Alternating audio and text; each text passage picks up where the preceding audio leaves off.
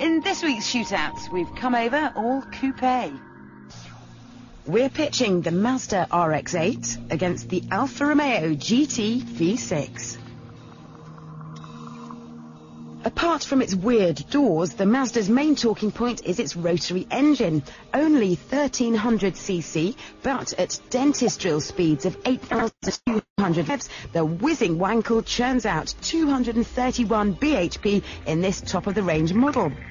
And at 22 grand, it undercuts our other 2+2 by £5,000.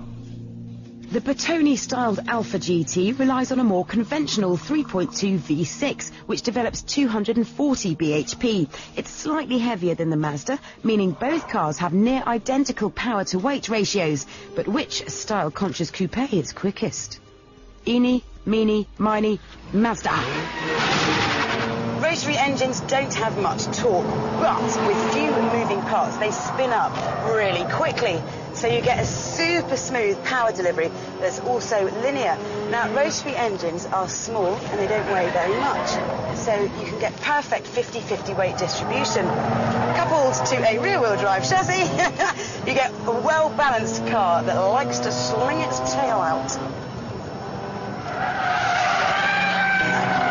That engine really is pretty potent and it has a unique sound.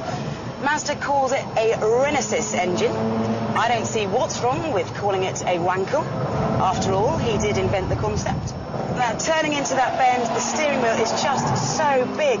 It makes you feel as if you are driving a lorry rather than a, pretty potent little sports car.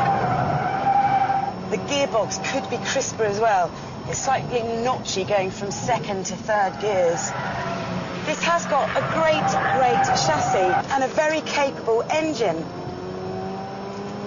But that steering just really lets it down.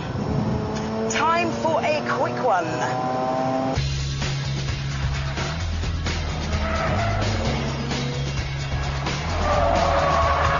The Mazda makes it round in 55.53 seconds.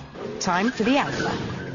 The Alfa GT is a comparatively rare sight on British roads, which I find a surprise because it is a very practical coupe and it is very beautiful. Now, the car fits me fine, but taller drivers won't like the steering because it doesn't adjust for reach, so they will have to drive this car in sort of typical Italian legs akimbo styling.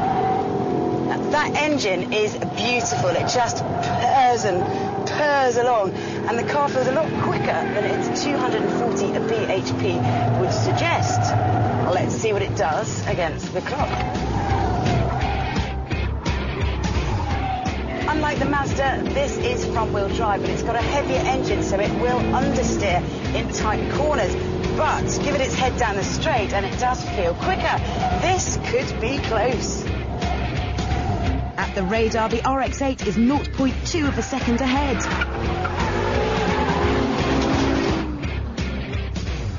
A lead the RX8 maintains at the hairpin. And by the finish, the Mazda extends its lead.